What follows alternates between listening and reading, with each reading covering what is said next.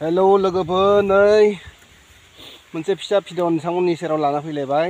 मोनसे आगोलाव आं आलु गायनाय बानलु गायनाय ओरै देखायदोंमोन। दिनै आं बुरनो थांगासिनो दङ बे आलुखौ। बेगसे आलु गायदोंमोन, बे बेसेबां आलु मोनो जोबजासिम नोंथांमोना नायलांबाय थादो। डिटेल्सखौबो मोनथिगोन, लाब जादोंना लस जादों। दा बानलुफोर गायनायाबो थायनो हमबाय। बानलुआ नै थायहांबाय, जाजानाय जाबायानो मायाबा। बिलाथिफोरा नै फान्थाव गोखैया जाबाय, बिदिनो फ्राय मोनजाजोब्बाय। नैफोराव कबि गायदोंमोन, कबिखौबो मोनजाजोब्बाय।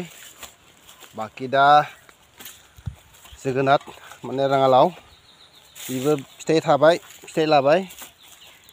दिनै आलुखौ बुरजोबनोसै। लावा जुदि बारायजोबोब्ला बुरनो उसुबिदा जागोन।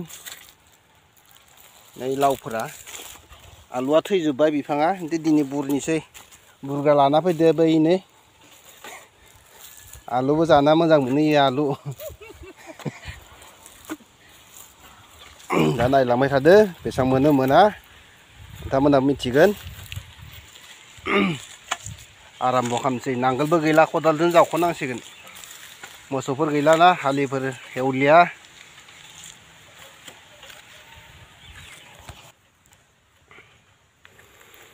नै बिदि थांदो आलुआ, फिसा नंद्राया, गिदिरानो दरब्रै दरबा दरथाम बिदिजों थांदो आरो आलुआ।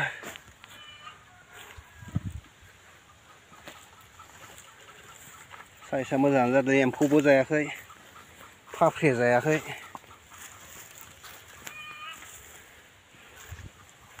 लाइन मोननै बुरबाय, बुरबावनि मेंलाय लाङो र'।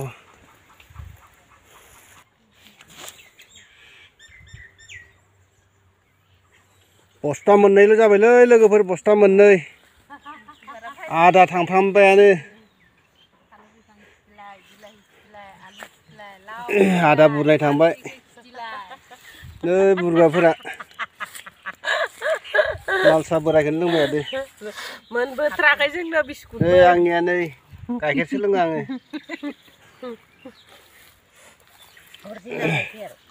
सान्दुंआबो गोसाथार, मा सान्दुंआ। खदालजों जावबाय थादोंमोन, खदालजों जावख'दोंमोन, गैया हाया, बिराद मेङो।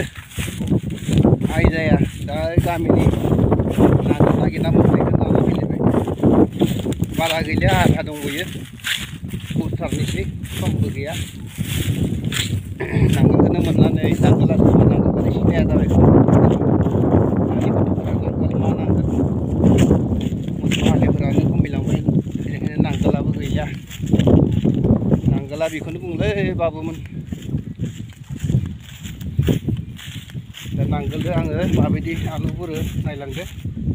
बोबानो बारनजोबगोन आरो, सहससिन जायो खदालनिख्रुइ। बे मोनफैबाय आंनि बागाना। फैदो ओइ, लाबोबाय एबार अस्त्रखौ लाबोबाय।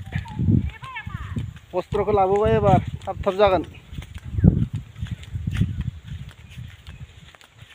बारा गैला दे एबार, बस्थाब्रैसो मोनबावगोन। बुरनोसै, नायलांदो। लोगोफोर, जोङो आलुनि डिटेल्सखौ मिथिबाय। दासो जों फुजोबनो हाबाय, माने बुरजोबनो हाबाय। बुरनानै जोङो टटेल मोननो हाबाय 1 2 3 4 5 6 7 8 बेग आलु मोननो हाबाय। गायदोंमोन आं मात्र बेगसेल'मोन। 8 बेग हिसाबै जोङो 50 केजि करे हमोबा 8 बस्थायाव 4 कुइन्टेल। 4 कुइन्टेल गैद्राया, एसे खमबो दोङो। हमना ला 3 कुइन्टेल आलु मोननाय जाबाय आरो। गायदोंमोन आङो 50 केजि। खिन्थु दाम हिसाबै दा बायदियाव फानोब्ला एसेल' लाबाव दङ आरो। जेनेबा जोङो बिदान समाव 30 थाखा होना बायदोंमोन, दा 12 13 थाखा केजि। बे हिसाबैब्ला एसे लस दोङो। खिन्थु बायनाय दामखौ जुदि मोनफिननाय मोनब्ला गोबां लाब जागौमोन।